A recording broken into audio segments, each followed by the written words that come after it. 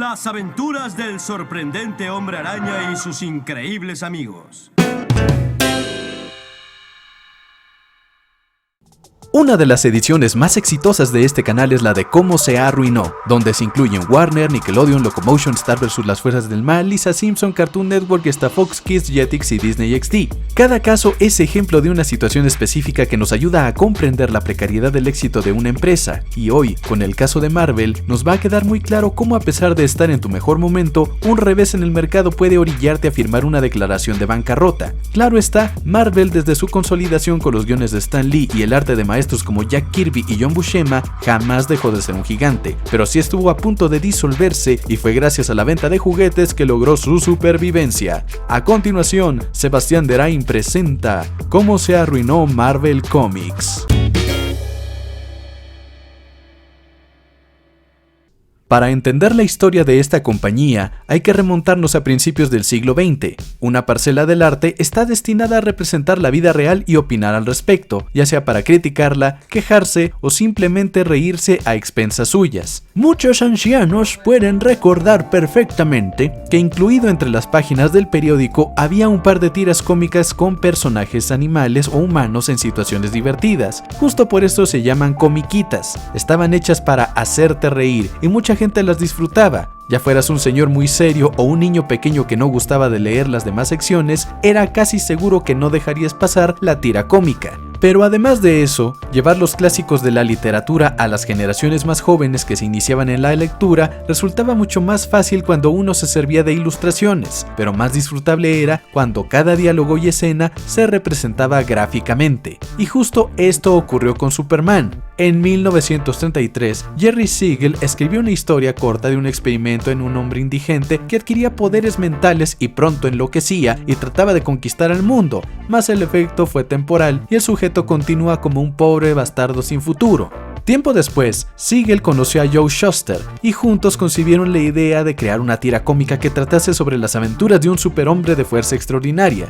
Siegel y Shuster intentaron vender la tira cómica en diferentes editoras, pero nadie les hacía caso, hasta que National Publications, la que sería en un futuro DC, es decir, Detective Comics, accedió a publicarlo, pero en un formato distinto, para libro de cómic.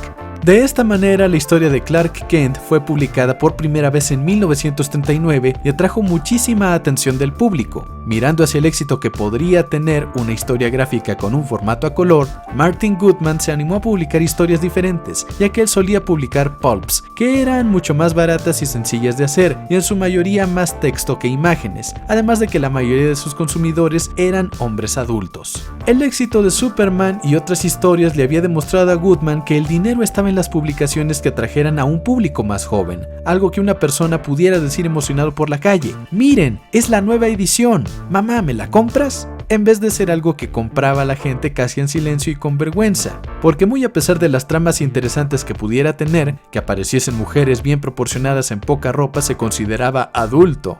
Martin Goodman trabajaba como editor de Newsstand Publications Incorporated y estaba a cargo de publicaciones como Uncanny Tales y Cazar. Eran historias que no parecían atraer mucho al público joven, así que Goodman decidió unirse a la tendencia de publicar libros de cómics con historias más fantásticas y digeribles. Entonces fundó Timely Comics, donde hacía de editor y gerente comercial, mientras su hermano Abraham hacía de publicista.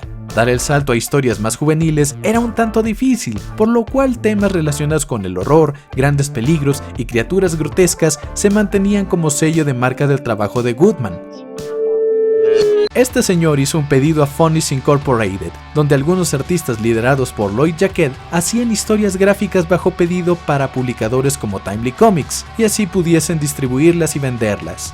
Jaquet venía endulzándole el oído para que lo contratara y probara algo nuevo. Goodman decidió tomar el nombre que venía empleando en varias de sus publicaciones sobre historias de ciencia ficción, puesto que venía experimentando con el nombre y la mediocridad en ventas se logró superar una vez que empezó a utilizar ese nombre. De tal modo, Marvel Comics número 1 se liberó, donde se podía ver a la Antorcha Humana, un androide con la capacidad de arder en llamas a temperaturas inimaginables, una creación de Carl Burgos que más tarde serviría de inspiración para otro superhéroe de Marvel. Otros superhéroes como Namor el submarinero o el Ángel también aparecían en ese número. La recepción fue estupenda y al transcurso de las semanas, Martin Goodman siguió pensando en cómo mantener las ventas y hasta mejorarlas. Pero los billetes no sirven de nada si detrás no existe una mente ágil y una voluntad ambiciosa. Conforme las historias atraían a un público regular y las ventas daban ingresos suficientes para el crecimiento de la empresa, Goodman buscó el modo de no tener que subcontratar otras empresas para crear sus historias y fue construyendo su propio taller artístico. Esto implicó la contratación de un editor y un artista. Así fue como ocurrió la primera gran sociedad de este tipo dentro de Timely Comics, Joe Simon y Jack Kirby. Ellos decidieron crear un personaje que invocara al espíritu nacionalista de la época y así fue como el Capitán América surgió, quien estaba ligeramente inspirado por una creación de Archie Comics que era el escudo. De hecho tuvieron una ligera bronca por allí porque el escudo del Capitán América era muy parecido al símbolo de ese otro personaje y entonces decidieron cambiarlo por uno redondo. Se hizo leyenda. Pronto se sumó a este proyecto de Timely Comics el primo pequeño de la esposa de Goodman, un muchachillo de 16 años de nombre Stanley Lieber, que a pesar del nombre jamás le gustó la música de Justino Castor. ¿Entienden? Stanley Lieber, Justin Bieber, Belieber, no, nadie, vale. El chiste es que el mozalbete hacía de todo allí.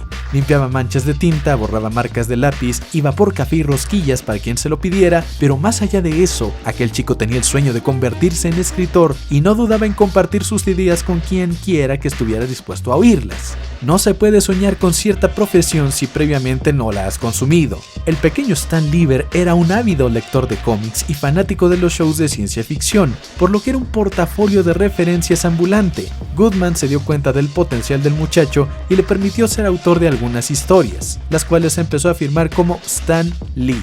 Cuando la vacante de editor en Timely Comics se abrió, Goodman casi de inmediato se le entregó a Stan, quien ocupó este puesto durante muchos años. Por desgracia, la oportunidad para el chico llegó porque Joe Simon y Jack Kirby se fueron a DC. A pesar de su buen trabajo, la renovación de contrato en Timely Comics no reflejó económicamente el valor de todo lo que estaban produciendo. Así que estaban planeando irse y cuando Martin Goodman se enteró, pues simplemente les dijo, bueno ya, pueden irse, les dio las gracias y adiós. Pero ínterin estuvo la Segunda Guerra Mundial. Stan Lee se enlistó en el ejército por un par de años tras el ataque a Pearl Harbor. La derrota del Tercer Reich también sucedió. La gente le perdió mucho el ánimo a las historias de superhéroes. Visión, la Antorcha Humana, Namor y hasta el Capitán América, que fueron glorias de Timely Comics, ya no atraían tanto al público. Y no tanto porque las historias fuesen aburridas, sino porque el ambiente en general tenía algo podrido. Como les mencioné en el video de Lesbiatopía, hubo muchos escándalos en Hollywood que llevaron a los estudios cinematográficos a crear su propia censura, el Código de Producción de Hollywood anunciado en 1930. Dicho código impedía colocar escenas sugestivas en las películas, así como filmes con antihéroes o retratar la perspectiva de los criminales como algo positivo. Tampoco se podían tener personajes homosexuales. Tenías que poner la bandera americana a fuerza y hasta rendirle honores. Estaba de hueva. Y ese código estuvo vigente durante varios años, pero hubo un efecto de bola de nieve, porque la gente notó que había un aumento en la criminalidad y estaban buscando a quién culpar. A la sociedad gringa de aquellos tiempos se le había olvidado recordar que en 1929 ocurrió el crack de Wall Street y muchas personas quedaron en quiebra o perdieron sus trabajos. Era muy fácil culpar a las películas del crimen en vez de aceptar que la respuesta más obvia era que la gente tenía hambre y poca imaginación para conseguir dinero. Era el año 1952 y se decidió imponer otro código de prácticas para locutores de radio y televisión. Fue una época en la que cine y TV tenían que ser family friendly, so pena de que no te dejaran liberar tu película o que cancelaran tu programa. Y a un imbécilín se le ocurrió publicar un libro donde decía: ¡Hey! También los cómics son pervertidores de niños, hay que acabar con ellos. Y se trata del imbécil Frederick Wertham y su librito La seducción del inocente. Este pendejo agarró y empezó a leer entre líneas cosas que jamás estuvieron allí, como que la relación entre Batman y Robin eran de homosexuales, que la fuerza de la Mujer Maravilla la hacía lesbiana o que Superman era inamericano y fascista. Por Dios, si es el personaje más gringo que conozco después del Cap. Los quejidos de Wertham llegaron a oídos del senador Estes Kefauver, quien tuvo a quejarse duramente de la influencia de los cómics en los menores de edad, pero todavía peor, aseguró que la mafia tenía vínculos con la distribución de cómics y revistas. ¿Y sabes qué fue lo peor? Que el imbécil se olvidó del asunto poco tiempo después, cuando lo nominaron en su partido como candidato presidencial y ni siquiera se quedó. Pero al idiota se le ocurrió decir todo esto en un momento donde la señal de televisión tenía muy poca oferta, así que la gran mayoría de la gente vio su discurso y se escandalizó. El pendejo aseguró que el daño que los cómics le estaban haciendo a los niños era mucho peor que cualquiera que Hitler les hubiera podido hacer. Hazme el chingado favor. La gente dejó de comprar cómics y muchas editoriales se fueron a la bancarrota. Ante la debacle inminente, los productores de cómics miraron al pasado y decidieron resolver la situación tal como Hollywood había hecho tiempo atrás: censurarse a sí mismos creando su propio organismo censurador, y así crearon a la autoridad del código de cómics. De esta manera impedirían que el gobierno interviniera en sus historias, o que simplemente cancelara números porque sí. Para aquel entonces, Martin Goodman ya había cambiado el nombre de Timely Comics por el de Atlas Comics, ya que tenía una compañía de puestos de periódicos llamada Atlas y quería ir consolidando un emporio. Tristemente, le tocó el desinterés de la gente por los superhéroes y luego toda la trifulca de los padres de familia contra las obscenidades de los cómics. Atlas sobrevivía a puro pito y pan. Había que trabajar rápido y barato y esperar que las cosas se vendieran. Goodman decidió olvidarse de su emporio Atlas y apeló a la fama que ya tenía entre sus consumidores más fieles, que llamaban a sus publicaciones simplemente cómics de Marvel. Así fue que para la década de los 60, el nombre de la editorial pasó a ser Marvel Comics. Urgidos por recuperar la gloria de antaño, Goodman y Stan Lee le rogaron a Jack Kirby que volviera, con un mejor trato que antes, y se pusieron a trabajar. Stan Lee escribió la historia de los Cuatro Fantásticos y Jack Kirby se aventó un arte interesante. La historia de 4 superhéroes que eran valorados por la gente y tenían a un monstruo como héroe tuvo un éxito rotundo, pero la idea no llegó sola.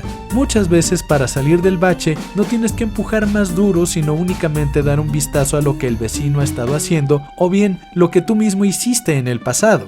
De esta forma, Stan Lee y Jack Kirby miraron a qué otros superhéroes había en el pasado de Marvel Comics, y también miraron hacia DC, que había tenido la idea de juntar a varios de sus superhéroes más famosos y los había juntado en un solo cómic, la Liga de la Justicia de América, lo cual le encantó a sus fanáticos. Stan Lee no dudó en tomar ese concepto, pero lo modificó para hacerlo sentir más real, y así continuó escribiendo historias. Adiós a la fórmula de un superhéroe solitario y con un solo ayudante adolescente. Si nosotros lo pensamos un poquito, pronto nos damos cuenta de que las ciudades en DC a menudo son completamente ficticias. Metrópolis, Gotham, Ciudad Star, pero en Marvel muchas veces las cosas simplemente ocurren en Nueva York, Los Ángeles o Chicago. Los guiones de Stan Lee tenían la característica de romper con la fórmula de muchos otros superhéroes, que solo se concentraban en la importancia de salvar el día y planificar estrategias o directamente pelear. No había nada más que ellos hablaran en esas páginas de cómics, y los Cuatro Fantásticos nos mostraba superhéroes que padecían con sus vidas cotidianas, no solo por los villanos que enfrentaban, sino también porque tenían sus propias pasiones ajenas a esta labor, pero completamente afectadas por ella. ¿Qué haría la gente común si obtuviera superpoderes de un momento para otro? Esa fue la pregunta que Stan Lee utilizaba como el motor primario para escribir sus historias, tomando a su vez referencias de westerns famosos y dramas televisivos. Entonces ocurrió la época más fructífera en lo creativo para Marvel Comics. The Hulk, Spider-Man, Ant-Man, Iron Man, Black Panther, X-Men, Inhumans, Doctor Strange, Capitán Marvel, Silver Surfer, gran cantidad de superhéroes que no solo enfrentaban amenazas diferentes número a número, sino que enfrentaban villanos terribles como el Duende Verde, el Doctor Doom, Galactus o Loki. Además de esto, se consiguieron alianzas con productores de animación como The Patty Freleng Enterprises, Hanna-Barbera y Grant Trey Lawrence Animation para crear series animadas que le dieron presencia a los superhéroes de Marvel más allá de los cómics. Series como Los Cuatro Fantásticos, Spider-Man, Spider-Woman, Los Nuevos Cuatro Fantásticos, Spider-Man y sus asombrosos amigos, todas series con presupuestos algo bajos y una animación que dejaba mucho por desear, pero que estoy seguro tus abuelos o tus padres y quizá tú también recuerdan con cariño. También por aquella época se dio uno de los hitos más grandes en el mundo de los cómics. El tan querido Spider-Man ocasionó la muerte de su amada novia Gwen Stacy al intentar rescatarla en caída libre. La inercia provocó que se le rompiera el cuello y feneciera en el acto. Hoy en día, cuando matan a un personaje importante, la gente chilla como cerdo, pero un buen lector sabe que no hay escudos mágicos que le impidan a cualquier personaje morir en medio del fragor de la batalla. Pero crear contenido nuevo no fue suficiente para Marvel ni para Martin Goodman. La competencia con Archie Comics o DC no solo debía quedar en tener mejor contenido original, había que extenderse más allá. Así que pronto Marvel comenzó a publicar una diversidad de contenido impresionante para ahogar en cantidad a sus rivales de mercado, teniendo en sus catálogos joyas como Battlestar Galactica, Star Trek, Star Wars, Conan el Bárbaro, Red Sonja, Sanchi Maestro del Kung Fu, 2001, Una Odisea Espacial. Vaya que había un gran catálogo, pueden explorarlo, es muchísimo más amplio de lo que yo pueda decir ahora. Sin embargo, sería en la década de los 80s cuando Marvel explotaría una de las franquicias más interesantes que tiene, los X-Men. Personas que debido a mutaciones genéticas han desarrollado superpoderes y por ello son objeto de persecución. Gente más anciana que yo recuerda vívidamente cuando de poco en poco Jean Grey se fue tornando cada vez más y más siniestra, corrompida por la influencia de otro mutante, convirtiéndose en el Fénix y eligiendo suicidarse para evitar que el mundo sucumbiera ante su gran poderío. Marvel para los años 80 estaba muy cabrón y empezaron a ofrecer giros crudos y estupendamente escritos, como el de Tony Stark que termina siendo indigente, o el Spider-Man al que entierran vivo, pero lo más relevante de aquella década fue la interconexión del universo Marvel, donde para poder seguir la trama tenías que leerte todas las historias de todos los superhéroes o te perdías en la historia, tal como sucede ahora con el UCM, que hasta la gente que odia a la Capitana Marvel se la tuvo que ver para no perder el hilo. Series como Días del Futuro Pasado o Secret Wars eran capaces de dejarte anonadado página tras página debido a la maravillosa escritura y grandiosos artistas como Chris Claremont y Frank Miller. Pero entonces viene el talón de Aquiles de todos los dibujantes a la hora de crear un cómic, la historia. Pero todo esto tiene un contexto. Luego de que Marvel Entertainment Group fuese vendida a New World Entertainment en 1986, la imagen de los superhéroes comenzó a ser explotada como nunca antes, manifestándose esto en la venta de cromos coleccionables, los cuales fueron posibles gracias a que Marvel se compró Panini. Sí, el de las estampitas, el de los álbumes. Además, Marvel compró casi el 50% de Toy Biz para producir juguetes de superhéroes y supervillanos, creyendo que los costos podrían ser reducidos si tenían su propia distribuidora. Así pues, Marvel también se compró Heroes World Distribution. Ya se estaba constituyendo todo un imperio. Para Todd McFarlane, Jim Lee, Rob Liefeld, Mark Silvestri, Eric Larsen, Jim Valentino y Whilce Portacio, esto no parecía justo, pues bien todo el dinero que Marvel se embolsaba se lo podrían ganar ellos, que hacían las ilustraciones, así que dejaron Marvel Comics para crear su propia editorial, Image Comics, que a su vez les mostró que hacer imágenes espectaculares no es suficiente. Y ahora sí vamos pues con el por qué Marvel entró en crisis. Recordemos que muchísimos cómics iniciaron con el objetivo de llegar a los niños con ciudades inventadas y ciencia ficción que parecía más magia que otra cosa. Difícilmente iban a cuidar de esos cómics. Conforme pasó el tiempo y hubo cada vez una diversidad mayor de historias, el rango de edad de consumidores de cómics se amplió bastante. Un público más maduro implicaba consumidores más cuidadosos con sus cómics. Cuando fanáticos de DC o Marvel empezaron a ahondar en los orígenes de superhéroes que eran mucho de su predilección, buscaron las primeras apariciones y se volvieron increíblemente codiciadas los números como el 181 del Increíble Hulk, donde apareció por primera ocasión Wolverine, y si se pronuncia Wolverine, no Wolverine, es algo así como Halloween, no es Halloween, es Halloween, por favor aprendan inglés. O el número 1 de Action Comics, donde apareció por primera vez Superman. Como fue algo espontáneo, a lo cual bien los consumidores pudieron darle importancia o no en su momento, a la hora de buscar dichos números se descubrió que solo unas cuantas ediciones se habían conservado en buena condición, y a la hora de subastarlos se alcanzaron cantidades millonarias. Conforme las editoriales fueron descubriendo el interés de la gente por coleccionar números especiales o inclusive tener el primer número de alguna serie, pues fueron explotando eso. De repente hacían ediciones especiales que brillaban en la oscuridad, o que estaban laminadas, o con relieves, y pues muchos fanáticos de las historias o apreciadores del arte buscaban adquirirlos para disfrutar las veces que quisieran de un producto de gran calidad. Pero sucedió que aquellos que no leían cómics y que ni siquiera sabían de qué iban los universos de DC, Marvel y demás, creyeron que comprar el número 1 de la serie que fuera, o comprar alguna edición limitada, representaría una inversión que años más tarde rendiría sus frutos mediante subastas millonarias. Entre 1985 y 1993, más o menos, la gente compraba cómics creyendo que años más tarde alguien pagaría por tener esos números raros. Pero sucedió que muchísima gente tuvo la misma idea, y peor aún, tenía números que realmente no poseían algún tipo de valor histórico, porque no contenían la primera aparición de nadie, o inclusive porque dicha serie terminó fracasando por malas ventas. Justo entre 1992 y 1994, Marvel había iniciado nuevos proyectos animados con los cuales pretendía no solo tener mayor presencia en televisión, sino también vender juguetes, como lo fueron las series de X-Men, Los Cuatro Fantásticos y Spider-Man. Y con toda la mesa puesta, los invitados no llegaron a comer. Las ventas decayeron estrepitosamente, muchas editoriales quebraron. Marvel tenía sus bodegas llenas de números sin vender, y como habían comprado demasiadas cosas para tener su propio imperio, los costos de operación eran inmensos y no estaban ganando nada. Tuvieron que declararse en bancarrota, con lo cual hubo una reorganización de toda Marvel, quien a fin de cuentas tuvo que fusionarse por completo con Toy Biz para sobrevivir, convirtiéndose en Marvel Enterprises. Durante este periodo, a partir del año 2000, se comenzaron a publicar las versiones Ultimate de diversas series, entre los que se encuentra X-Men, Los Cuatro Fantásticos y Spider-Man, que fue un modo de establecer la idea de un multiverso Marvel, donde apareció el gran Miles Morales tras la muerte de Peter Parker. Ven, buenas historias implican la muerte de otros, incluso si son protagonistas. El gran salto a las películas por fin pudo darse mediante la venta de derechos de personajes a compañías como Fox y Sony, con lo que películas como Spider-Man y X-Men prosperaron.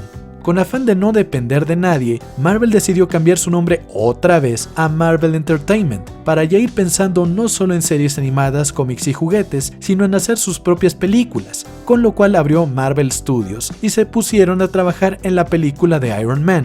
Poco tiempo después, Disney presentaría su oferta para comprar Marvel, y con ello le dieron la fuerza que necesitaba para mantenerse en la cima por mucho tiempo más, aunque durante este periodo los cómics se han visto afectados duramente, ya que una gran variedad de historias se modificaron con el afán de entregar personajes diversos, pero los cuales se toca con pincitas para no ofender a nadie, y pues las series fracasan pronto. ¿Quién quiere ver un superhéroe sin vicisitudes? Aburrido.